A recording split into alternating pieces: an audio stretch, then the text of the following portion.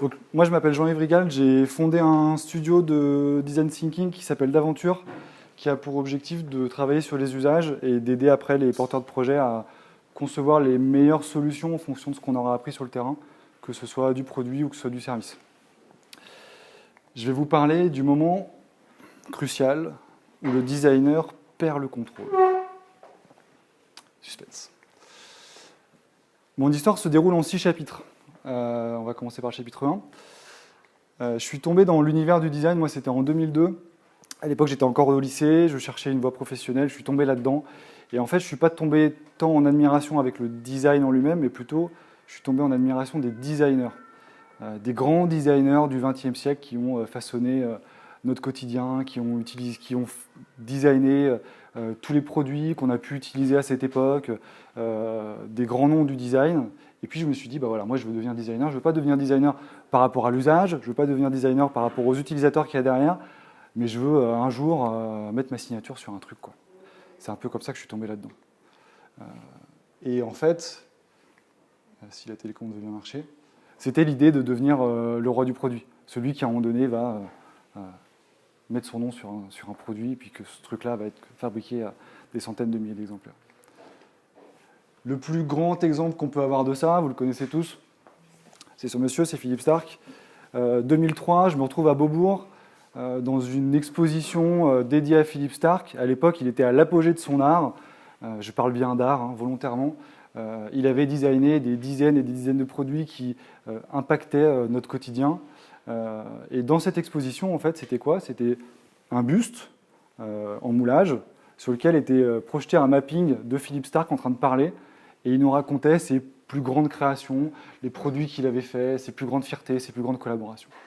Et en fait, ce n'était pas un buste de Philippe Starck, c'était 8 bustes de Philippe Starck en arc de cercle dans cette grande pièce qui nous racontaient tout ça. Et moi, à ce moment-là, je suis tombé en admiration de cet homme-là. C'était un designer. Quelques mois plus tard, je rentre à l'école de design Nantes-Atlantique, que vous connaissez peut-être. Et dans cette école, en fait, les salles de cours avaient pour nom les plus grands designers industriels du XXe siècle. Alors, il y avait la salle Douglas Engelbart, que vous connaissez peut-être, c'est l'inventeur de la souris notamment. Il y avait Raymond Loewy, un grand graphiste et designer industriel qui a notamment designé le paquet de cigarettes de Lucky Strike. On avait Charles Eames qui a co-signé une des plus grandes chaises du XXe siècle. Et puis on avait aussi Roger Talon. Pour ceux qui ne le connaissent pas, Roger Talon, c'est quand même le designer qui a designé le TGV. Donc c'est pas rien. Et donc en fait, moi j'étais complètement dans ce système-là des grands designers. Et si je vous raconte ça, c'est pas tant pour vous raconter ma vie, c'est plutôt pour vous raconter l'état d'esprit dans lequel étaient formés les designers à l'époque, qui était vraiment cet état d'esprit de se dire t'es designer si tu deviens quelqu'un, si tu signes un truc, si un jour tu auras ton nom sur une salle de cours. C'était un peu ça l'idée. Et puis, donc moi, ça m'a vraiment renforcé dans mon idée que je voulais devenir le roi du produit. Et en fait, si on analyse un petit peu ce que c'est qu'être un designer, en tout cas ce qu'était un designer au XXe siècle, le designer, il avait 4 capacités fondamentales. La première, c'était sa capacité à observer le monde qui l'entoure. La deuxième, c'est sa capacité à comprendre ce monde-là. La troisième capacité, c'est sa capacité à anticiper finalement sur la base de ce qu'il a observé, de ce qu'il a compris, qu'est-ce que je vais proposer pour le futur, et puis formaliser tout ça. Formaliser des produits, formaliser des services, à l'époque on ne parlait pas encore de services, mais en tout cas formaliser le futur. Et si je fais un petit focus sur 2 de ces compétences particulières, l'observation et la compréhension, qui sont à la base des projets, l'observation et la compréhension, pour un designer, c'est quoi? C'est s'intéresser au sens social, c'est s'intéresser à ce qui se passe dans la société, c'est s'intéresser aux technologies, c'est s'intéresser à vraiment tout ce qui l'entoure. Donc si on faisait ça aujourd'hui, on pourrait par exemple parler des gilets jaunes, on pourrait parler des voicebots, on pourrait parler de Netflix et de notre nouvelle manière de consommer du produit numérique, on pourrait encore parler de l'impact que les technologies ont sur notre monde social et sur la manière dont on vit le quotidien. Ça, on le faisait déjà avant, on continue à le faire, ça, c'est pas un problème. La question qui se pose derrière, c'est est-ce que finalement ces capacités-là, qui sont les 4 capacités fondamentales du designer qu'on a encore besoin d'avoir aujourd'hui, est-ce que ces capacités-là, elles suffisent au XXIe siècle à concevoir les produits et les services qu'on utilise? C'est un peu la grande question. Et sans transition, je vais vous dire que non. Chapitre 2, une profonde désillusion. Non, aujourd'hui, on ne peut plus simplement utiliser ces 4 grands piliers du design pour arriver à faire des produits et des services. Il fallait que je vous mette un petit gif quand même animé, parce qu'aujourd'hui, il n'y a pas de conférence en gif animé. Ce sera la seule, je vous rassure. Mais aujourd'hui, en fait, le designer, il perd le contrôle sur tout ça. Il n'est plus capable de concevoir comme il concevait avant. Et si je vous parle de ça, même si aujourd'hui on est en 2019 et que le XXe siècle, ça peut vous paraître loin, c'est important parce que dans la culture des designers, dans la manière dont on a été formé, la manière dont on a commencé à faire notre métier, on a tous été à un moment ou à un autre dans ce paradigme-là, dans cette manière de concevoir.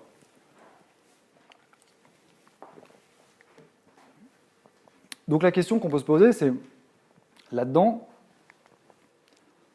j'ai raté une slide. En fait, la télécommande est loin. Là-dedans, qu'est-ce qu'on fait, nous? Qu'est-ce qu'on devient? Est-ce que finalement, notre métier, si on transpose ça dans le monde du digital, c'est un grand mot, dans le monde du design numérique, est-ce que finalement, notre métier, c'est de faire des super interfaces, de les poster sur Dribbble, et puis de se dire, bah ouais, c'est génial, j'ai posté sur Dribbble, et puis je vais avoir plein de gens qui vont me mettre des super commentaires hyper élogieux par rapport à ce que j'ai fait.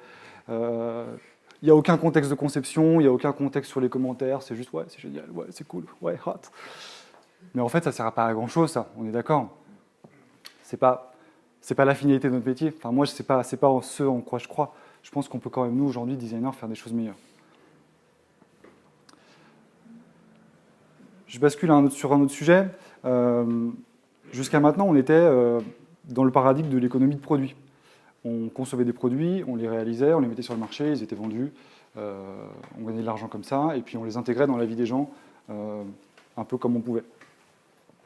On est passé depuis maintenant une bonne dizaine d'années dans un paradigme qui est complètement différent, qui n'est plus du tout un paradigme de produit, mais qui est celui du service. Quelques exemples. Si je suis ici et que j'ai besoin d'aller place des terreaux, bah, je pourrais me dire il me faut un vélo. Ça, c'est la logique produit. Il me faut un vélo pour aller d'un point A à un point B.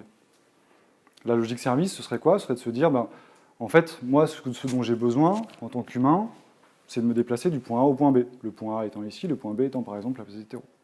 Que je fasse ça avec mon propre vélo, avec un vélo libre-service, avec une trottinette libre-service, on en reparlera des trottinettes, avec un Uber, un taxi, un bus, un métro, à la limite, on s'en fiche.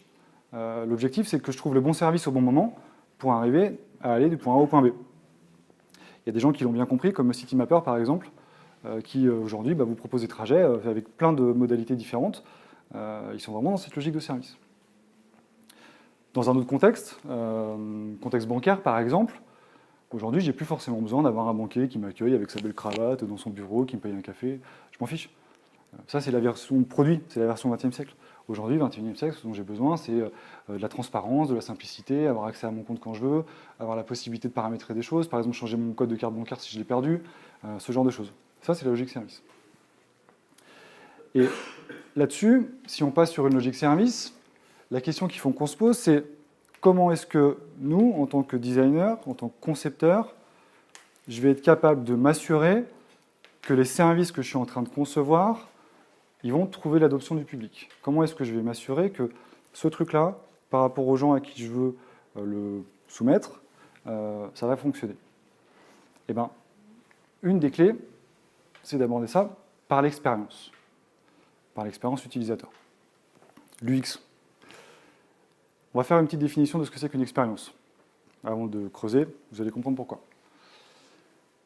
Notre ami le Larousse nous dit, les mots sont très bien choisis, je vais me mettre la tête, ce sera peut-être mal. Une expérience, c'est quoi? C'est la pratique de quelque chose. C'est l'épreuve de quelque chose dont découle un savoir, une connaissance, une habitude, une connaissance tirée par la pratique. C'est le fait de pratiquer qui nous apprend des choses. Il dit aussi, le Larousse, que c'est la mise à l'épreuve de quelque chose, c'est l'essai tenté sur quelque chose pour vérifier des propriétés, faire une expérience scientifique par exemple, c'est une expérimentation. Okay, les mots sont importants. À côté, le petit Robert, principal concurrent du Larousse, nous dit c'est le fait d'éprouver quelque chose dans sa réalité, épreuve que l'on fait personnellement. Là, on est sur quelque chose qui est moins l'expérience de mon environnement, mais qui est plus l'expérience par rapport à moi-même, qui est plus ce que moi je vais éprouver, ressentir dans l'expérience que je vais vivre. Donc on se rend compte qu'il y a ces deux visions-là. Il y a la vision de l'expérience que je vis avec mon environnement, et puis l'expérience de ce que moi je ressens à l'intérieur. C'est ces deux aspects-là qui sont importants. Donc, en résumé, on a éprouvé, apprendre, se confronter à, et tout ça par la pratique. C'est la pratique qui fait vivre l'expérience, et c'est ça qui fait qu'on avance là-dedans. Ok. Ce canapé, par exemple. Ok. Alors, il est beau, il n'est pas beau, ça, ce sera l'avis de chacun. Tant que je n'ai pas mis mes fesses dedans, j'en sais rien de savoir s'il est confortable ou pas. C'est en vivant l'expérience de m'asseoir dedans que je vais savoir s'il est confortable ou pas, savoir que je vais acheter ou pas. Impact sur le business, la Redoute ouvre des magasins en ville. Parce qu'ils se sont bien rendus compte qu'acheter un canapé à 800 € sur un catalogue en ligne sans être assis dedans, ben, c'était super compliqué. Alors que si j'éprouve l'expérience de m'asseoir dedans, ben, je vais savoir si je veux adhérer ou pas au produit. Autre exemple, cette super application mobile que je viens de télécharger, tant que je ne vais pas l'avoir essayée, je ne vais pas vraiment savoir si elle correspond à mes besoins. C'est en vivant l'expérience de que je vais adhérer ou que je ne vais pas adhérer. Et aujourd'hui, on est vraiment là-dedans. Surtout qu'aujourd'hui, on sait que, ça c'est des chiffres que vous pouvez retrouver sur Internet si vous voulez, 23% des applications sont désinstallées après une utilisation, 1 sur 4. Donc on a quand même pas mal de chances de se faire désinstaller très vite. Et puis, seulement 38% des applications sont ouvertes 11 fois ou plus. Ça veut dire quoi? Ça veut dire qu'il y a plein d'applications qui sont sur les téléphones portables, qui sont téléchargées, utilisées une fois ou deux, et puis qui sont oubliées, qui sont là. Et en fait, on a passé énormément de temps à concevoir des services qui sont oubliés, qui sont passés aux oubliettes et qui ne seront jamais utilisés. Donc l'expérience est primordiale pour savoir si finalement ce que je suis en train de concevoir est pertinent ou pas. Donc finalement, mes 4 grands piliers du designer du XXe siècle, observer, analyser, synthétiser, formaliser, ok, ils sont pertinents. Mais elle est où l'expérience là-dedans? Comment est-ce que je sais si c'est cohérent par rapport à la vie des gens? Est-ce qu'on peut continuer à observer les gens à la loupe, vus de loin, sans rentrer dans l'expérience avec eux? Eh bien non, parce qu'en fait, concevoir, c'est vivre des expériences, c'est vivre sa vraie vie. Et en fait, ce qui va manquer dans ces briques-là, c'est comment est-ce que je vis la vraie vie des gens. Chapitre 3. On va commencer à rentrer un peu plus dans des notions. J'ai une petite question pour vous. Est-ce que ça, c'est une expérience utilisateur?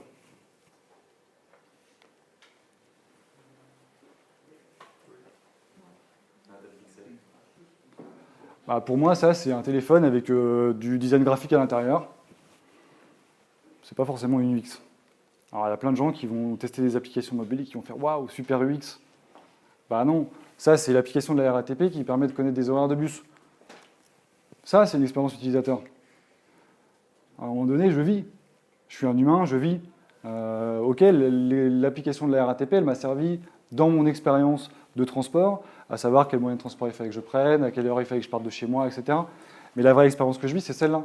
C'est je suis dans les transports, il y a des gens autour de moi, et j'expérimente la ville. Ça veut dire quoi? Ça veut dire que si on fait un peu preuve d'abstraction sur tout ça, et qu'on essaie de qualifier ce que c'est qu'une expérience utilisateur, une expérience utilisateur, c'est avant tout un parcours. Si je prends l'UX de la personne qui prend les transports, pour prendre les transports, en fait, elle est là pourquoi? Elle est là parce que elle a besoin d'aller quelque part. Et le parcours et ce qu'on va qualifier comme étant des points de contact à l'intérieur de ce parcours, c'est par exemple, moi je sais pas, la lumière qui se met à clignoter en haut du métro lui disant si tu veux rentrer, dépêche-toi, c'est maintenant, sinon tu ne pourras pas rentrer. S'asseoir à côté de quelqu'un et puis voir la chaise sur laquelle elle va s'asseoir et puis se dire comme ça de loin est-ce qu'elle est propre, est-ce qu'elle est sale, c'est un point de contact. Son voisin à côté qui sent bon ou qui sent mauvais, c'est un point de contact. Consulter le plan à la sortie du métro pour savoir quelle sortie il faut prendre selon là où elle veut aller, c'est un point de contact supplémentaire. Donc finalement, l'expérience est constituée de tous ces points de contact qui s'accumulent, qui vont faire que la personne elle va vivre quelque chose. Ok. Ces points de contact, ils sont dans un laps de temps. Notre utilisateur, si je prends l'expérience utilisateur d'aller au travail, par exemple, ce laps de temps, il va démarrer quand je vais sortir de chez moi et puis quand je vais arriver au travail. Ça va être mon laps de temps. Et puis, on va pouvoir dire que l'expérience utilisateur, elle est chapeautée par un objectif déterminé. Mon objectif, c'est aller au travail, par exemple. Mon objectif, c'est pas utiliser l'application de la RATP. C'est pas une fin en soi, l'application de la RATP, je m'en fiche. Je l'utilise si j'ai besoin qu'elles me servent sur un objectif plus grand. Par exemple, aller au travail, aller à je sais pas, un entretien d'embauche, aller voir des copains qui sont dans un bar, partir en vacances, être moi-même en vacances dans une ville et me servir des transports en commun pour me déplacer dans la ville et aller au musée, par exemple. Ça, c'est des expériences qui sont dans un objectif déterminé dont je viens de parler. Donc ça, c'est une expérience utilisateur. OK. Cette expérience utilisateur, en fait, ce qu'on se rend compte, c'est que dans notre vie du quotidien, eh ben, en fait, des UX, on en vit plein. Et puis, elles se superposent, elles se parallélisent, elles se suivent. Des fois, je peux même en vivre deux en même temps parce que je vais poursuivre deux objectifs de vie différents. Je peux à la fois, je sais pas moi, aller au travail et être dans le métro et en même temps apprendre mes cours. Et je vais vivre deux lignes d'expérience qui sont parallèles, qui vont potentiellement rien à voir, mais qui vont être cumulées. Donc ça fait beaucoup de points de contact en fait. Notre vie est faite de plein de points de contact avec plein de services tout le temps. Et ces points de contact, ben, si on fait un peu preuve d'abstraction encore, on est capable de les recombiner et de faire de nouvelles expériences utilisateurs avec ces nouveaux points de contact qui vont peut-être à un moment donné rien à voir les uns avec les autres, mais qui peuvent se rassembler. Si je vous raconte tout ça, mon objectif à moi par rapport à ça, c'est pour vous expliquer qu'en fait, aujourd'hui, la conception de services ou de produits, mais en tout cas quand on regarde ça sous l'angle du service, ça veut dire que les produits ne sont finalement que des vecteurs ou des points de contact supplémentaires dans un service plus global. Aujourd'hui, tout ça, c'est hyper complexe. C'est hyper compliqué. Et le designer seul, comme on pouvait le voir avant, les grands designers qui signaient des objets, aujourd'hui, on ne peut plus travailler comme ça. On ne peut plus travailler comme ça parce que notre environnement est devenu trop complexe pour un seul homme. Même si on est très fort, on ne peut plus le faire. Donc à plusieurs, c'est meilleur. Donc il y a toujours des designers, forcément. On est toujours là quelque part. Et donc on va se poser la question maintenant, si on ne peut plus le faire tout seul, on va se poser la question de avec qui on va travailler. Qui est-ce qu'on va embarquer dans notre conception qui va faire qu'on ne va plus être dans une conception unilatérale, mais dans une conception collaborative. Avec qui on va travailler? En fait, là-dedans, il n'y a pas de bonne réponse. La bonne réponse, c'est de se poser la question en amont, de savoir qui est pertinent à un instant T pour collaborer avec moi, pour m'apporter son savoir, pour pouvoir faire ce design à plusieurs. Donc en fait, ça peut être un peu tout et n'importe qui. Selon le contexte, selon les cas, ça peut vraiment être tout et n'importe qui. Ce qui est intéressant de voir à ce moment-là, c'est que quand on commence à faire ça, la posture, c'est de se dire que je ne suis plus le designer qui travaille avec des gens, mais je suis au même niveau que les autres dans une équipe. Et je vais apporter ma brique de conception, ma vision, au même titre que les autres vont apporter leur vision. C'est des choses qu'on retrouve pas mal dans les modes collaboratifs issus de l'agilité, où à un moment donné, c'est un groupe qui travaille avec une mise à niveau qui est horizontale, et on n'a plus un chef et des gens qui travaillent en dessous. On n'est plus là-dedans. Philippe Stark qui fouette ses équipes et qui dit « c'est bien, c'est pas bien, je prends pas, retravaille », ça n'existe plus. C'est plus comme ça qu'on travaille aujourd'hui. OK. Néanmoins, dans ce groupe-là, il y a 4 piliers importants qu'il faut arriver à conserver, selon moi, dans ce groupe qu'on va organiser autour de nous pour arriver à concevoir. Le premier pilier, c'est l'utilisateur, on en a déjà pas mal parlé. Il faut arriver d'une manière ou d'une autre à le représenter, que ce soit via des utilisateurs réels qu'on embarque ou via le designer qui, lui, va être la voix de l'utilisateur. En tout cas, il y a ce premier pilier qui est l'utilisateur. Le deuxième, c'est le business. Que je conçoive dans le secteur public, dans le secteur privé, je conçois forcément à des fins économiques, quelles qu'elles soient. Donc il faut que la personne ou les personnes qui peuvent représenter ces fins économiques soient aussi embarquées dans ces designs collaboratifs. Le troisième, c'est la technologie. Que je conçoive une chaise ou que je conçoive une application mobile, ce que je vais concevoir va se reposer sur des faisabilités techniques. Donc ça veut dire que la personne qui connaît la technique doit aussi être embarquée. Et puis le quatrième pilier, c'est le pilier politique. Surtout quand on conçoit des dispositifs en interne dans des grosses entreprises ou dans des collectivités importantes, savoir qui paye, qui décide et qui il faut embarquer pour que les décisions puissent avancer, on va en reparler après via des exemples, c'est primordial. Voilà. là, j'ai passé grosso modo un quart d'heure à vous raconter des choses assez théoriques et assez globales sur le sujet, mais j'avais besoin de vous poser ce cadre-là. Maintenant, je vais vous parler concrètement, c'est quoi ces séances de travail, c'est quoi ces moments où le designer prend le contrôle et où il va collaborer, co-concevoir, mais sans être aux manettes de tout ce qu'il est en train de faire. Donc, je vais vous enchaîner en fait 3 méthodologies que moi j'utilise. Il y en a plein d'autres, mais il fallait en choisir 3 que moi j'utilise, et puis après on pourra échanger dessus, et puis on pourra collaborer. Qui a déjà fait des expériences map? Ouais. Une expérience map, c'est quoi? C'est un outil qui permet de cartographier le parcours d'un utilisateur. On a parlé tout à l'heure de parcours utilisateur, de points de contact, etc. L'expérience map, c'est un outil qui permet de cartographier ça. Concrètement, il est constitué de quoi? Il est constitué d'une ligne de temps, on en a parlé un petit peu. Il est constitué du début, d'un moment de début, d'un moment de fin. C'est quoi les bornes de mon expérience? Et puis de plein d'étapes à l'intérieur qui sont ce que mon utilisateur y vit.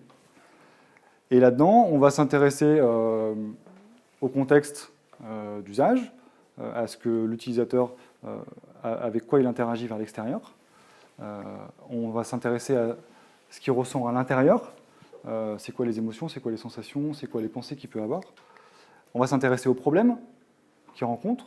Et puis, sur la base de tout ça, c'est plutôt du contexte global pour arriver à comprendre ce que la personne vit. Si je me remets dans mon contexte du transport en commun, par exemple, du métro, l'objectif de l'expérience map serait d'abord d'arriver à poser le contexte de tout ça. Qu'est-ce que vit l'utilisateur quand il prend le métro, jusqu'à aller à identifier les problèmes qu'il rencontre, dans l'objectif de pouvoir réfléchir à des opportunités de conception.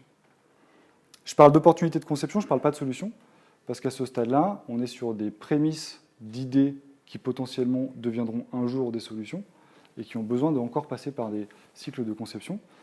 Mais en tout cas, l'idée, c'est celle-là. On peut faire ce travail-là de manière très très académique, en allant faire de la recherche utilisateur, en allant sur le terrain, en lisant de la documentation, et puis en faisant sa petite expérience map dans son coin, à son bureau, comme ça peut être documenté dans pas mal d'ouvrages ou de sites web.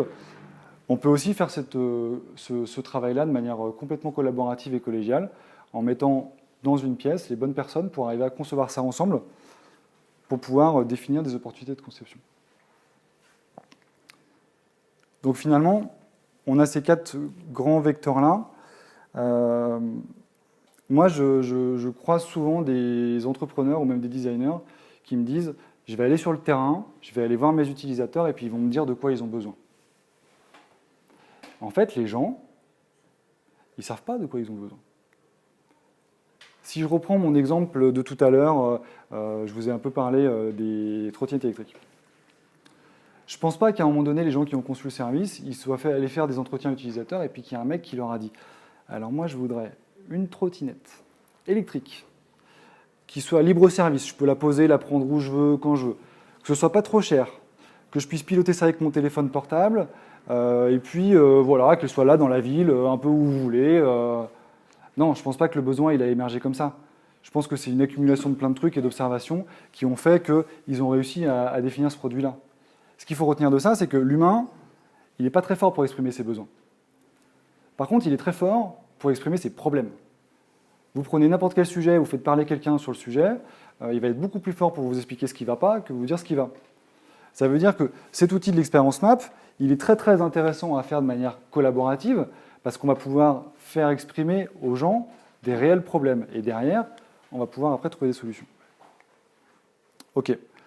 Donc ça veut dire quoi? Ça veut dire qu'on a des problèmes d'un côté, on a des prémices de solutions de l'autre, et au milieu, on va avoir un fil qui est le groupe de travail, qui va collaborer, qui va échanger, qui va créer de la valeur pour arriver à passer de là à là, non pas par un seul cerveau qui va dire « ah ouais, tiens, la solution c'est celle-là ».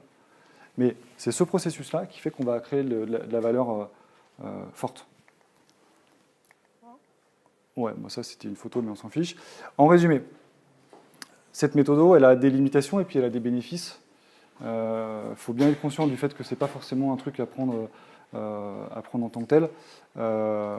Les limitations, c'est quoi? C'est le nombre d'utilisateurs, par exemple. Dans un groupe de travail, on ne peut pas intégrer beaucoup d'utilisateurs. Ça veut dire qu'il faut accepter, il faut assumer le fait qu'on est en train de concevoir des choses qui sont biaisées. qui ont de la valeur par rapport aux utilisateurs qui sont là. Un autre utilisateur qui n'est pas là, à un moment donné, lui, il peut avoir une vision qui est complètement différente. Ça veut dire qu'il faut toujours rester, non pas sceptique, mais critique sur ce qu'on est en train de concevoir. Et tout ce qu'on est en train de concevoir doit, à un moment donné ou à un autre, être testé par des utilisateurs en situation réelle. Et tant qu'on n'en est pas arrivé là, on reste sur de l'hypothèse. Donc il faut vraiment être conscient de ça. C'est parfois compliqué de faire participer tout le monde. Quand on fait des groupes de travail, en général, on essaie de ne pas monter au-dessus de 6, 7, 8 parties prenantes, en tout cas, par atelier, parce qu'après, pour une personne qui anime ça, ça devient super compliqué. Donc, même déjà 8, c'est beaucoup.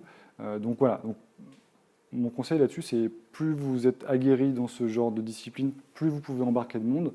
Si c'est la première expérience map que vous faites avec des gens, si vous avez déjà 4 personnes autour de vous, c'est déjà super. Parce que ce que je vous ai passé vite tout à l'heure, ça c'est une photo d'un vrai atelier, où en fait, bah voilà, quand on construit ce truc-là, on est en arc de cercle autour du tableau, et puis on échange, on crée des post-it, on en parle entre nous, et la personne qui anime l'atelier, bah, plus il y a de personnes, et plus c'est compliqué. D'ailleurs, ce qui est marrant sur cette photo, c'est qu'on pourrait croire que lui, c'est le designer, parce qu'il est face au tableau, il discute avec les autres. En fait, le designer, il est là. Ça veut dire qu'à un moment donné, elle a eu la sagesse de sortir du groupe et de les laisser travailler tout seul. Et c'est là qu'elle a perdu le contrôle, en fait, mais pour les bonnes raisons.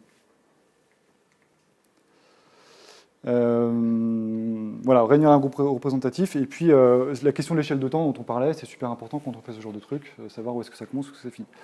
Les bénéfices, c'est quoi? C'est facile à réaliser. Vous avez besoin de rien, vous avez besoin de post-it. C'est super souple. Ça contextualise les problèmes, parce que comme on est en train de raconter l'histoire des gens, comme les gens nous racontent leur histoire, en fait, c'est super facile de mettre dans un contexte réel. Donc on peut vraiment avoir des vrais problèmes. On crée, alors là, c'est vraiment les deux trucs forts que vous allez retrouver un peu tout le long de ce que je vais vous raconter aujourd'hui. On crée de la connaissance partagée, on aligne les visions. Ça veut dire que tous les gens qui ont participé à ce groupe de travail, le moment où ils sortent du groupe de travail, eh ben, ils ont tous la même vision du sujet. Ça, c'est super intéressant. Et puis, on génère l'intelligence collective. Si moi, je travaille tout seul, je vais avoir mes idées. Si quelqu'un d'autre travaille tout seul, il aura ses idées. Si on travaille ensemble, on aura bien plus d'idées que si on travaille chacun dans son coin. Alors si vous faites travailler 6, 7, 8 personnes ensemble, je vous laisse imaginer les idées qui en ressortent. Deuxième sujet. Méthodologie très simple, tri par carte. Qui a déjà fait les tri par carte ici? Ok, génial. Le tri par carte, c'est une méthode qui, dans la documentation, dans la littérature autour du design d'expérience utilisateur, est montrée d'une manière assez particulière. En fait, c'est une méthode qui est utilisée notamment dans la refonte d'un gros site internet, où on se pose la question de savoir comment est-ce qu'il faut organiser l'arborescence. L'idée, c'est de prendre tous les niveaux d'arborescence du site, de les mettre sur des cartes, un peu comme ce que vous avez là, de tous les mettre au même niveau, d'en faire une pile, de faire un atelier avec un utilisateur, de lui demander par rapport à qui il est, par rapport à sa vision du sujet, par rapport à sa connaissance, de nous designer l'arborescence que lui aimerait utiliser avec ce service-là. Quelle est sa vision du truc? Et puis on répète ça X fois avec plein d'utilisateurs différents. Et après, on en fait un modèle statistique qui nous permet d'identifier des modèles et de savoir, par rapport aux 15-20 personnes qu'on a vues, ce qui semble intéressant de faire comme arborescence. C'est super intéressant cette technique, c'est hyper puissant. Mais c'est hyper chronophage, ça coûte très cher. Et au final, on se rend compte que dans les entreprises privées, peu de gens la pratiquent comme ça. Parce que ça prend trop de temps. Ce qu'on fait, nous, c'est qu'en fait, on en fait un atelier. On fait pareil, on extrait les cartes, on crée toutes les cartes que vous avez là, et après, on met les gens autour de la table et on les met en groupe, et puis on leur dit, voilà, construisons ensemble la navigation de demain. Construisons ensemble l'arborescence de vos contenus de demain. Ça peut marcher avec une arborescence de site internet, ça peut marcher avec n'importe quel sujet que vous avez à trier. Ça peut être n'importe quoi, ça peut être pour faire un livre de cuisine, ça peut être n'importe quoi. Petit retour d'expérience que j'ai vécu, c'est la photo qui est là. Il y a un peu plus de 2 ans, je suis intervenu sur un projet. C'était pour une collectivité, enfin c'était pour un service public. Le projet avait démarré il y a 3 mois quand je suis arrivé.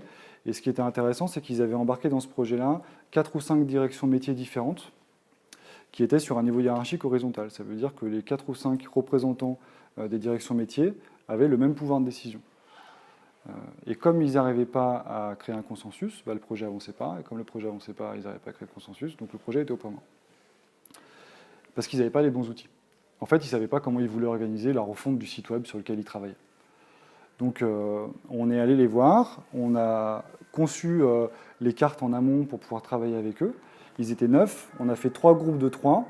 Ils ont travaillé pendant grosso modo 1h30, 2 heures pour concevoir par 3 la nouvelle arborescence qu'ils voulaient définir. Donc ils ont beaucoup réfléchi ensemble pour avoir une vision partagée sur un petit groupe. Après, au bout d'1h30, 2 heures, on avait 3 visions différentes de la même arborescence. Ils ont chacun présenté aux autres groupes leur vision du sujet. Et après, on a convergé ensemble pour trouver l'arborescence finale. Et en grosso modo 4 heures, on a fait ce qu'ils n'avaient pas réussi à faire en 3 mois. Pourquoi ? Parce qu'on leur a apporté un outil qui était fait pour ça, en fait. Et cet outil, finalement, il sert à quoi ? Il sert à, doucement, tranquillement, converger vers une solution qui convient à tout le monde. Des limitations et des bénéfices, de la même manière.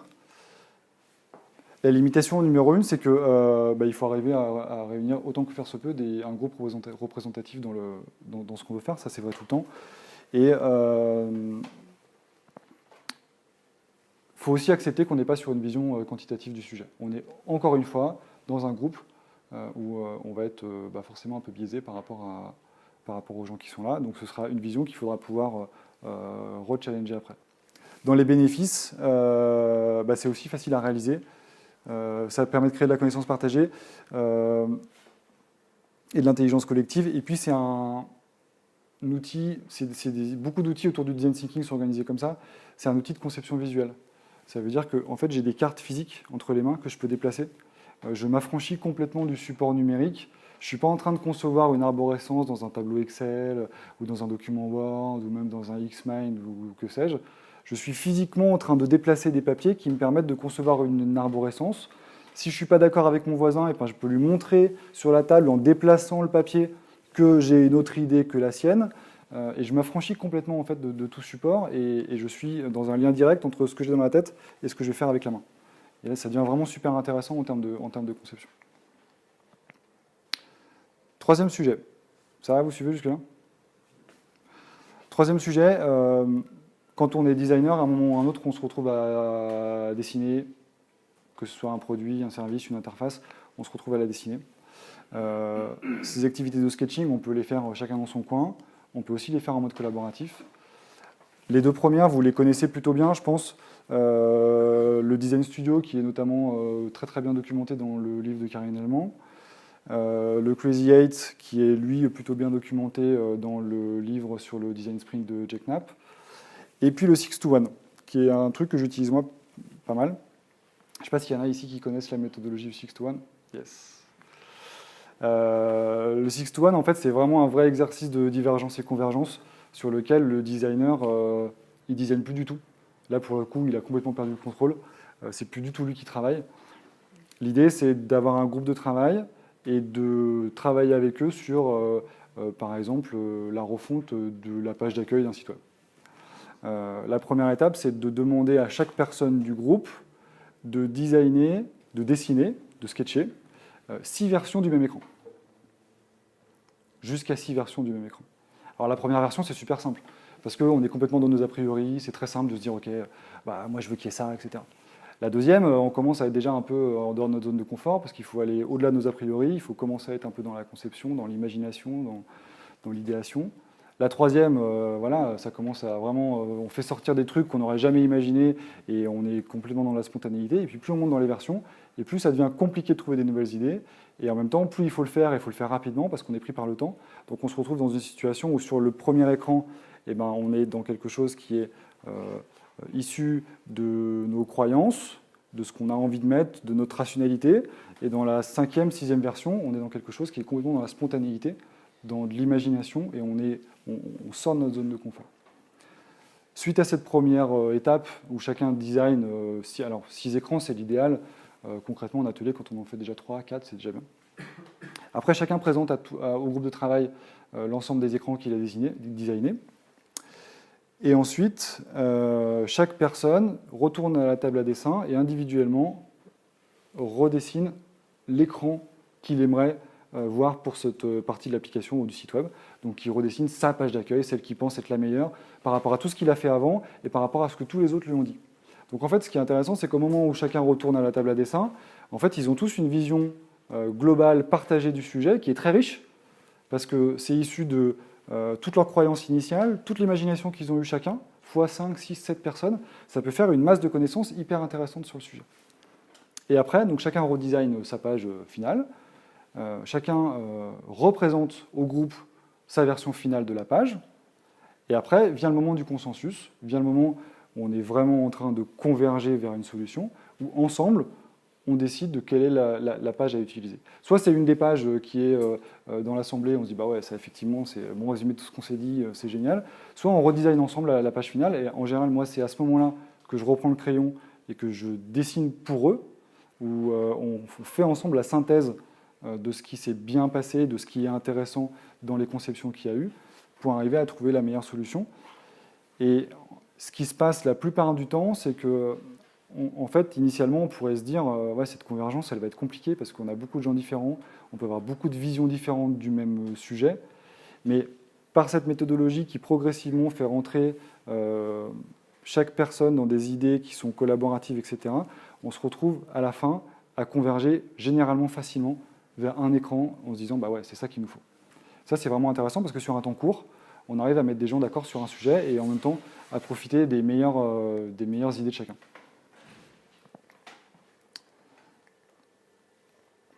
Quelques limitations et quelques bénéfices. Je vais faire vite. Il faut prévoir le temps nécessaire. En fait, c'est une méthodologie qui est assez longue à mettre en œuvre si on veut le faire bien et si on veut faire en sorte que chacun puisse concevoir ce qu'il faut. Donc, si vous ne l'avez jamais fait, il vaut mieux le tester à blanc avant de le faire devant un client parce qu'il n'y a rien de pire que de ne pas tenir ses objectifs quand on fait des ateliers et d'être à la fin de la demi-journée ou de la journée et puis dire bah, désolé, monsieur le client, on avait prévu de faire tout ça, on n'en a fait que ça. On n'a pas vraiment prévu de se revoir, on va avancer différemment. Et là, on peut vraiment créer de la déception à la fois chez les équipes qui sont beaucoup impliquées pour travailler avec vous et pour vous donner ce qu'ils ont à l'intérieur d'eux, et à la fois chez votre client qui va un peu, lui aussi, va pas forcément comprendre ce qui s'est passé. Les participants sont rarement ergonomes, sont même pratiquement jamais ergonomes, ce qui fait que ça peut être à la fois très intéressant et à la fois très compliqué. Ce qui est très intéressant, c'est qu'ils n'ont pas la barrière que nous, on va avoir. Ça veut dire qu'ils vont sortir des idées qui, des fois, sont un peu farfelues. À vous de comprendre ce qu'il y a derrière ces idées-là et de pas forcément vous arrêter uniquement à « Ah ouais, mais en termes d'ergonomie, le truc, il ne tient pas ». C'est qu'est-ce que tu as voulu dire avec ça, qu'est-ce qui est intéressant et comment est-ce qu'on peut le retransposer dans des ergonomies qui sont viables. Et à l'inverse, ce qui est intéressant, c'est de se dire que plus on va avancer dans l'atelier, plus on va avoir l'opportunité de sensibiliser les gens à des concepts d'ergonomie. Et plus ils vont aussi devenir autonomes là-dessus. Et moi, j'ai vu des gens qui, au bout de 2-3 ans d'atelier, avaient compris tout ce qu'il y avait à comprendre de comment est-ce qu'on concevait une interface mobile et qui étaient capables de faire des wireframes basse définition de super bonne qualité. Donc c'est aussi notre responsabilité d'arriver à les faire monter en compétence là-dessus. Et puis, c'est pas parce qu'on a fait ça, c'est pas parce qu'on a intégré plein de parties prenantes dans cet atelier, qu'on a mis des utilisateurs, que ça nous empêche de faire des tests au moment de faire des tests. Ça ne reste, c'est ce que je disais tout à l'heure, ça ne reste que des hypothèses de conception, et tant que ces hypothèses de conception, elles n'auront pas été éprouvées par des tests, on ne sait pas quelle est la valeur de ça. Les bénéfices, en dehors de créer de la connaissance collective partagée et de l'intelligence collective, c'est aussi un outil de conception visuelle qui est très intéressant, et le plus important là-dedans, c'est qu'on accélère énormément les cycles de conception, parce qu'en une demi-journée ou une journée d'atelier, on va poser des bases ergonomiques d'architecture de l'information sur des sujets, et on va sortir de là en ayant validé plein de choses, alors que si on devait le faire sur un cycle de conception classique, en concevant dans notre coin, en envoyant ça au client, en attendant que le client il en parle à ses partenaires, qu'il en parle à potentiellement ses utilisateurs, etc., et puis que ça revienne dans notre banette 2 semaines après, et puis que finalement il y ait une itération à faire et qu'il faille recommencer, en fait, on est capable de raccourcir vraiment le temps et de faire en sorte que ce processus qui, classiquement, peut prendre 2-3 semaines, en une journée, on s'est mis d'accord sur plein de choses. Alors après, il y a encore plein de choses à faire, mais en tout cas, on s'est mis d'accord sur l'essentiel.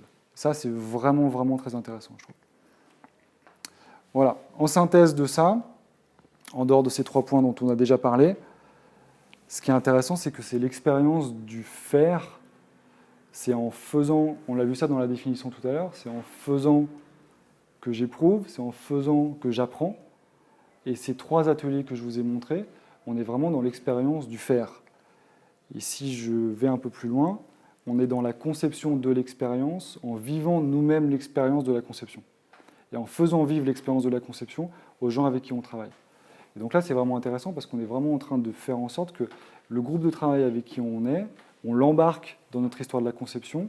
Ils sont plus nos clients, ils sont vraiment nos partenaires, ils sont vraiment nos alliés, ils sont vraiment nos co-designers presque.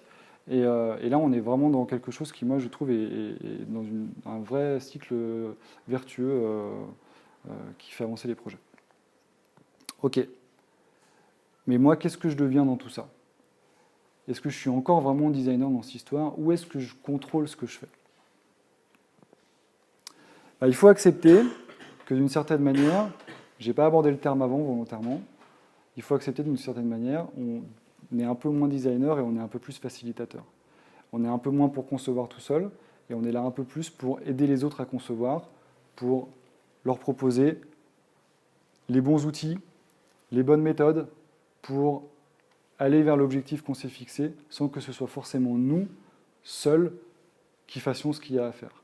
Et on profite de la connaissance et de l'intelligence des autres. Il faut savoir lâcher prise, il faut savoir diriger sans gouverner. On n'est pas là pour être le maître absolu de l'atelier, on est là pour faire en sorte que les gens travaillent ensemble. On n'est pas là pour leur dire ce qu'il faut faire, on est là pour les mettre sur la bonne voie. Et puis, on en a parlé un peu tout à l'heure, il faut savoir ne pas en faire trop, il ne faut pas trop en promettre, il vaut mieux en promettre un peu moins et en faire un peu plus que l'inverse. Parce que moi, j'ai vu pas mal d'entreprises qui ont, quand on leur parle de design thinking, qui disent « design thinking, c'est bon, j'ai essayé, c'est fini ».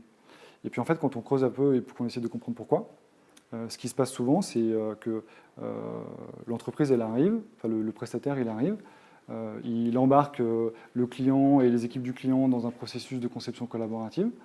Donc le client, lui, il communique énormément auprès de ses collaborateurs sur le fait qu'ils vont être impliqués, etc. Les collaborateurs, ils s'impliquent énormément. On fait un atelier, et puis en fait, à la fin de l'atelier, il ne se passe plus rien. Il ne se passe plus rien et on s'arrête là.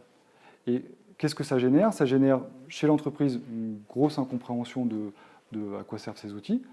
Et au lieu d'essayer de comprendre et de redonner une chance, etc., ils se braquent et ils sortent ça du scope. On va en reparler après. Donc finalement, si je devais faire une petite métaphore autour de tout ça, faire de la facilitation, c'est un peu comme être pilote de montgolfière. Ça veut dire qu'à un moment donné, je connais ma montgolfière, je sais avec qui je pars dans ma montgolfière, je sais où je veux aller, je sais d'où je pars, j'ai fait une analyse de la météo, j'ai fait une analyse du terrain, mais à un moment donné, je pars et je ne contrôle pas tout. Et je ne contrôle pas tout, il faut que je puisse m'adapter, il faut que je puisse rebondir, il faut que je puisse changer de cap si j'ai besoin de changer de cap, il faut que je fasse preuve de cette intelligence-là. Ok. Mais il y a un moment donné, il faut que je revienne au bureau quand même. Parce que tout ne se design pas en atelier. Il y a un moment donné, il faut accepter que l'atelier, c'est un facilitateur, c'est un accélérateur. Ce n'est pas une finalité en soi. Je ne design pas dans un atelier juste pour faire un atelier. L'objectif, c'est pas juste, ouais, c'est trop bien, j'ai vendu un atelier à mon client, boum, j'ai fait un atelier, puis après, qu'est-ce qui se passe? On en parlait un peu tout à l'heure. Ce n'est pas une finalité. C'est un accélérateur, c'est un palier, c'est un moyen qu'on va utiliser à un moment donné si on a besoin. Mais tous les projets ne se designent pas forcément en atelier non plus. C'est aussi accepter qu'on n'est pas le produit. On ne vient pas en atelier pour se vendre, pour faire le show, pour être le produit. Le produit, c'est ce qui va être conçu avec l'atelier et puis qui un jour sortira sur le marché, sera utilisé ou pas utilisé. Mais en tout cas, ce n'est pas nous. L'offre qu'on propose, la valeur ajoutée qu'on propose à nos clients, ce n'est pas juste de faire un atelier. C'est de faire un atelier pour aller vers un objectif qu'ils n'arrivent pas à atteindre s'ils ne le font pas. C'est ça qu'il faut comprendre. Et puis, il faut aussi se poser la question, ça c'est intéressant, c'est important, de qu'est-ce que je dois finir de formaliser après mon atelier. On parlait de l'expérience map tout à l'heure. Quand je design une expérience map, selon l'objectif que je me suis fixé autour de ça, je ne vais pas forcément la finaliser après l'atelier. Si mon objectif, c'est, et l'objectif que j'aurais partagé avec le client à ce moment-là, c'est de se dire, ok, cet outil, j'ai besoin de cartographier l'expérience d'un personnage que j'ai, et cette cartographie, elle va me servir comme outil de communication en interne parce que j'ai d'autres projets qui se reposent sur la même expérience map et j'ai besoin de communiquer avec d'autres équipes sur ce sujet-là. Et puis j'ai besoin de rendre compte de ce que moi j'aurais pu analyser sur le terrain, sur ma recherche, etc. Ouais, à ce moment-là, il faut prévoir de la finaliser. Et puis ça fait vraiment partie du métier. Par contre, si l'objectif de l'expérience map, c'est c'est de travailler sur les points de douleur de l'utilisateur et de faire de l'idéation, de définir des opportunités de conception, je n'ai pas besoin forcément de perdre une journée, 2 journées à finaliser mon expérience map. Il vaut mieux que j'utilise ce temps-là pour continuer à réfléchir sur les idées qu'on aura eues sur les produits qu'on pourra développer. Ce sera beaucoup plus intéressant. Donc il faut vraiment se poser ces questions-là. Bah ouais, forcément, c'était beaucoup plus simple quand on était tout seul. Mais en même temps, j'espère en tout cas que je vous ai fait comprendre par rapport à ça qu'aujourd'hui on ne peut plus designer tout seul. On ne peut plus le faire tout seul. C'est aujourd'hui indispensable, si on veut appréhender la complexité du monde qui nous entoure et concevoir des produits et des services qui sont à la hauteur de ça, de le faire à plusieurs. Ouais, complètement. Si je fais un petit parallèle avec le monde de l'agilité, dans le monde de l'agilité, il y a un rôle qui est très important, qui est le rôle de coach agile. Le coach agile, il n'est pas là pour être dans les équipes, il n'est pas dans la prod, il n'est pas dans l'organisation du quotidien. Il est là pour aider l'équipe à certains moments clés de sa vie d'équipe, trouver les bons outils, les bonnes méthodes, savoir se remettre en question, savoir se réaligner, auditer les pratiques pour s'assurer que le cycle agile et les méthodes agiles sont utilisées à bon escient, etc. Mais il n'est pas là tout le temps. Dans le monde du design d'expérience utilisateur, c'est un monde qui est de plus en plus en train de monter en maturité, notamment dans les agences intégrées dans les entreprises. Ce qui fait que moi, en quoi je crois sincèrement, c'est que dans quelques années, le rôle du UX tel qu'on le connaît aujourd'hui, il va s'estomper, en fait, il va se diluer. Et on aura beaucoup moins des UX qui sont là pour apporter la bonne parole de l'UX, mais on aura des équipes qui seront tellement sensibilisés, qui auront tellement intégré l'UX dans leur pratique, qui seront, eux, à leur manière, avec leur travail collaboratif, avec leur manière de travailler ensemble, ils vont ensemble porter l'expérience utilisateur. Mais à côté de ça, on aura toujours besoin de personnes qui pourront apporter à certains moments des nouveaux outils, des nouvelles méthodes, un peu d'input supplémentaire sur de la recherche, parce qu'il y a un truc qu'on aura mal compris. S'assurer que, je ne sais pas moi, les protocoles de test qui sont utilisés sont toujours viables par rapport au nouveau contexte, etc. Donc on sera dans une logique un peu plus décentralisée, un peu moins le designer qui est là et qui descend son UX de manière unilatérale. Et pour certains d'entre nous, en tout cas, je ne pense pas que ce sera non plus tous les designers qui fonctionneront comme ça, mais ce rôle de coach, pour moi, il va vraiment émerger. Ok, c'est presque la fin. Comme le dit l'oncle de Spider-Man juste avant de mourir, à grand pouvoir, grande responsabilité. Si demain vous êtes en mesure d'animer un groupe de travail et de faire en sorte que n'importe qui, chez vos clients, chez vos partenaires, chez vos prestataires, en intégré dans vos entreprises, puisse lui aussi être membre de cette conception et faire de la co-conception, du co-design avec vous, eh bien, vous avez des responsabilités envers eux. La première, c'est de garder son objectivité. Moi, quand je fais des ateliers, je démarre pratiquement tout le temps de la même manière. Je dis tout le temps qu'il y a 2 règles principales. La première, c'est la bienveillance. S'assurer que quand on fait un atelier, on arrive à mettre les gens dans une atmosphère, une bulle de bienveillance qui fait que, à un moment donné, on est tous au même niveau hiérarchique, on travaille tous ensemble, il n'y a pas de bonne ou de mauvaise idée. Ça, c'est super important. Donc la bienveillance. Et le deuxième point,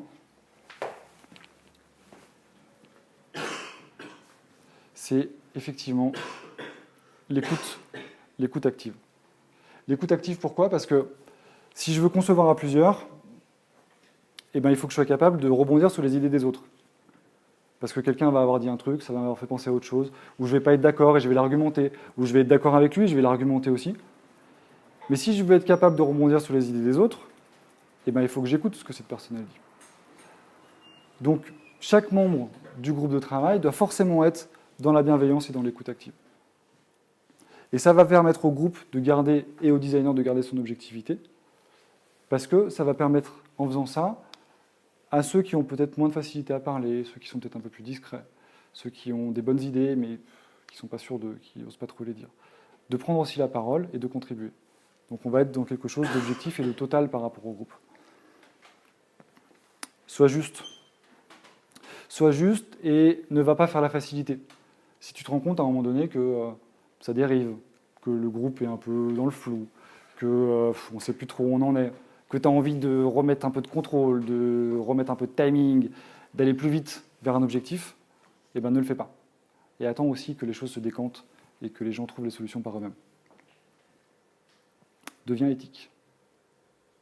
Quand on conçoit à plusieurs, et que demain, si vous concevez avec des gens qui ne sont pas designers, et qui n'ont pas forcément cette sensibilité-là à l'éthique, ou en tout cas à ce que notre conception peut engendrer sur la vie des gens, ça va être à vous d'avoir ce rôle-là. Ça va être à vous d'être capable, dans un atelier, de réorienter les choses si besoin est, si vous considérez que ce qui est en train d'être conçu prend des dérives qui pour vous ne sont pas soutenables. En tout cas, au moins de donner votre point de vue. Quelques petits exemples. On a parlé un petit peu de trottinettes électriques tout à l'heure. Les trottinettes électriques, vous vous avez déjà posé la question de comment elles sont rechargées ? Ouais. Ce nouveau métier là, qui a émergé avec ces trottinettes électriques, des juicers qui les récupèrent, qui les emmènent chez eux, qui les branchent sur leur courant, qui les rechargent et qui les remettent dans le réseau, en fait, les gars qui ont conçu ce service, cet écosystème de service global, dans lequel cette personne-là, c'est un élément clé du système, en faisant ça, ils sont en train de créer une immense précarité auprès de ces travailleurs-là, parce qu'ils ne sont pas employés par l'entreprise, ils sont indépendants, ils sont payés à la trottinette rechargée, ils gagnent hyper mal leur vie, et voilà, c'est un pendant hyper négatif d'un service qui, après on l'aime ou on ne l'aime pas, mais qui aurait pu être intéressant. Là, il y a un vrai problème éthique, ça veut dire qu'à aucun moment donné, ou alors il l'a fait, il n'a pas été assez entendu, il y a quelqu'un qui a dit non mais on ne peut pas laisser faire ça, c'est pas possible. À plus petite échelle, demain vous êtes designer pour un produit B2B qui va être utilisé dans une banque par exemple, par des gens qui vont travailler avec votre logiciel 5, 6, 7 heures par jour. Si vous concevez mal votre ergonomie, si vous laissez passer des choses en termes d'ergonomie qui ne sont pas assez performantes, l'impact derrière, il est direct sur la qualité de vie des gens, sur leur bien-être au travail. Donc vous avez une vraie responsabilité par rapport à ça.